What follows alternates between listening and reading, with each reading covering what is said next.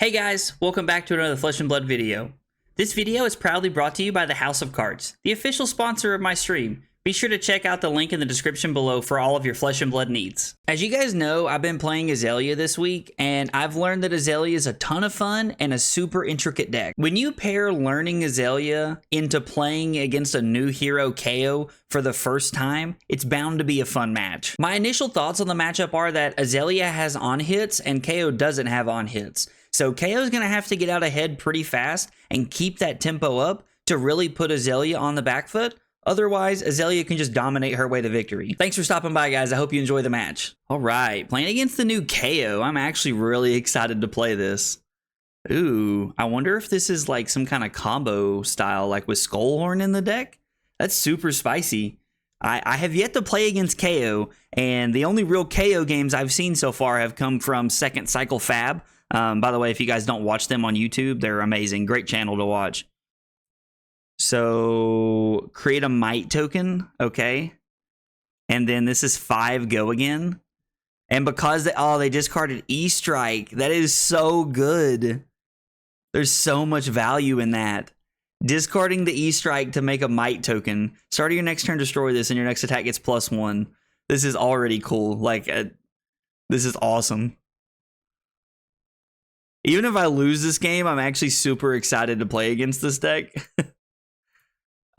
So let's load Red in the Ledger here. And we're going to go Lace with Bloodrot, Lace with Inertia, and throw the Red in the Ledger. And then I'm going to Arsenal the Bolt and Shot so that I can set up for hopefully a double arrow turn next turn.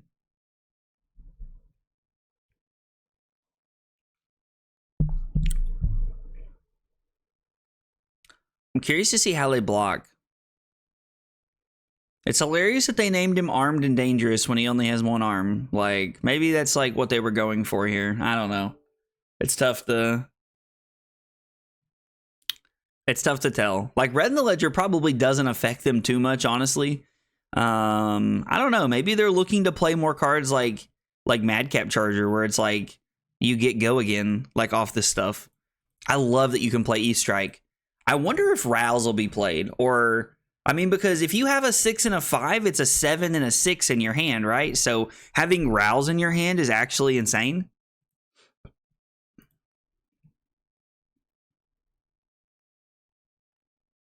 This is a very strong hand. They're just using the Might token here to come in. So I think we're just taking the 4 here because, I mean, I'm pretty sure we just get to like use Knock to dominate something here. Even if it is like, even if we're going to dominate something like a drill shot at this point to like try and get some equipment counters going. Yeah, so I'm just gonna take 4 here. That's perfectly fine with me. The fact that KO can only have one weapon is super interesting to me. I feel like that's a really cool design because like it gets you out of the traditional play patterns of like, just like, oh, block with a card, blood rush, claw, like that kind of stuff. So it's really neat to see some different ideas and thoughts going into like what they're trying to do. So we're gonna put this on the bottom. I'm gonna go Knock. Honestly, I do think this is a drill shot play. I want to get drill shot early, and dominating it will guarantee that I'll get to put a counter on something, basically. We're gonna activate Azalea. We're not going to pay for the aim counter here. And then we're going to go read to see what we can ponder into. Let's bottom this. KO seems like a diplomacy deck if I've ever seen one. And then this is going to be a drill shot for 13 dominate here. This is like a really solid turn and a great way for us to put on a lot of pressure and get out ahead super early. I mean, 13 dominate's just like really cool. Like, and like, I know it's like, oh, like build your own Bravo at home, basically. But like, it's a lot cooler than that, in my opinion. I'm going to put a counter on the Scabs because we're taking away 2 points from them right there. Oh, a Bolt and Shot? That's exactly what we wanted to see. This is actually starting to look really good. This hand also looks, oh, wow, this hand's insane, actually. Because we get to go Bolt and Shot, or we get to opt, play Ravenous Rabble, hopefully for 4. And then we have Bolt and Shot into Rain Razors. And if that doesn't hit, we can Bullseye Bracers in this Bolt and Shot, and then we can Codex to go get a Red in the Ledger for 7.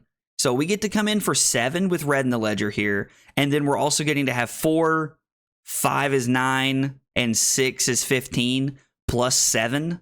Or I'm sorry. So 23 point turn.